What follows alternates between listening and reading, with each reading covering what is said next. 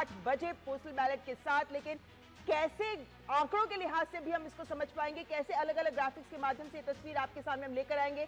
सीधे चलते हैं हमारी सहयोगी कृतिका के पास। तो बिल्कुल शुक्रिया ममता। तो सीधे तौर पर इस बार की अगर हम बात करें तो महागठबंधन और एनडीए में सीधी कड़ी टक्कर इस बार देखने को मिल रही है। जहां महागठबंधन ने तेजस्वी को अपना चेहरा बनाया तो वहीं दूसरी तरफ एनडीए ने सीधे तौर पर नीतीश कुमार को अपना चेहरा बनाया है। और इस बार इन दोनों ही तरफ से कौन कौन से चुनावी मुद्दे जमीनी स्तर पर नजर आए उसका सबसे पहले आपको बता देते हैं। चुनावी मुद्दों में एनडीए ने सबसे प्रमुख तौर पर विकास का जिक्र किया कि पिछले 5 साल में कौन कौन से महत्वपूर्ण कदम उठाए गए, कितना विकास बिहार के अंदर हुआ है, कितनी सड़कें बनवाई गई, फ्लाईओवर और तमाम चीजों का जिक्र कहीं ना कहीं एनडीए लगातार करती हुई नजर आई है कि अगर आपने एनडीए को चुना तो हम और आगे विकास को आगे लेके जाएंगे, क्योंकि 2047 तक का विकसित राष्ट्र का लक्ष्य भी है। और लगातार प्रधानमंत्री नरेंद्र मोदी की तरफ से भी यह कहा गया कि विकसित राष्ट्र का जो लक्ष्य है उसमें बिहार अपनी एक अहम भूमिका निभाता हुआ नजर आएगा। तो प्रमुख तौर पर अगर हम देखें तो एनडीए ने विकास को अपना मुद्दा बनाता हुआ नजर आए। लेकिन इसके साथ ही अगर हम दूसरे मुद्दे की बात करें तो वो है महिलाओं का सशक्तिकरण। और महिलाओं के सशक्तिकरण का भी जिक्र लगातार एनडीए ने किया कि हमने महिलाओं को कई सारे मौके दिए हैं, महिलाएं इस समय लगातार आगे बढ़ रही हैं, लखपति दीदी बन रही हैं और स्वयं जीविका चला रही हैं इस वक्त। तो किस तरीके से महिलाएं आर्थिक तौर पर भी मजबूत बन रही हैं, महिलाएं किस तरीके से मजबूत हो रही हैं, इन तमाम बातों का जिक्र एनडीए ने किया। और साथ ही जो तमाम योजनाएं खासतौर पर महिलाओं के लिए चलाई गई उनका भी जिक्र इस दौरान एनडीए ने किया है। तो महिलाओं के सशक्तिकरण का भी जिक्र इस दौरान किया है, अपने मुद्दे में शामिल किया एनडीए ने। लेकिन इसके साथ ही अगर हम बात करें युवाओं की तो युवाओं भी इस बार जो है बड़ी भूमिका निभाते हुए इस बार के बिहार विधानसभा चुनाव में नजर आ रहे हैं, क्योंकि काफी संख्या में युवाओं ने भी इस बार भागीदारी दी। और युवाओं के तौर पे अगर हम देखें तो रोजगार प्रमुख तौर पर नजर आता है। और इस मुद्दे को एनडीए ने अपने जो चुनावी वादे हैं उसमें शामिल भी किया है कि अगर हम सत्ता में आते हैं तो युवाओं को हम रोजगार देंगे।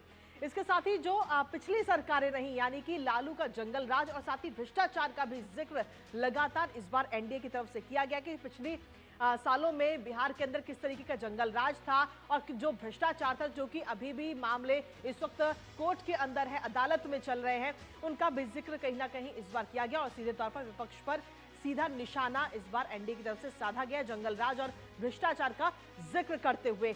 लेकिन लालू के जंगल राज के अलावा अगर हम देखें तो घुसपैठिए का मुद्दा भी इस बार बढ़ चढ़कर बिहार विधानसभा चुनाव के दौरान नजर आए, क्योंकि एसआईआर का जो मुद्दा था उसको लेकर एनडीए लगातार आगे रहा और कहा कि एसआईआर जरूर होनी चाहिए, लेकिन वहीं विपक्ष इसका लगातार विरोध करता रहा। घुसपैठियों को बाहर का रास्ता दिखाना है हमें और बिहार में अगर हम सत्ता में आते हैं तो जल्द से जल्द घुसपैठियों को बाहर किया जाएगा। तो ये तमाम चुनावी वादे एनडीए की तरफ से किए गए। लेकिन इसके साथ ही अगर हम बात करें महागठबंधन की तो महागठबंधन ने भी कई सारे चुनावी वादे किए और साथ ही सत्ता पक्ष पर हमलावर होते हुए भी नजर आए, क्योंकि इस बार महागठबंधन ने सीधे तौर पर तेजस्वी के चेहरे पर चुनाव लड़ा और बेरोजगारी प्रमुख तौर पर बेरोजगारी का मुद्दा मुख्य तौर पर रखा कि जो बेरोजगारी है बिहार के अंदर हम उसको खत्म करेंगे और बिहार के युवाओं को ज्यादा से ज्यादा रोजगार देंगे जिससे कि उन्हें बाहर ना जाना पड़े। तो बेरोजगारी के मुख्य मुद्दे पर इस बार कहीं ना कहीं महागठबंधन नजर आया, जमीनी स्तर पर लोगों के बीच में गया।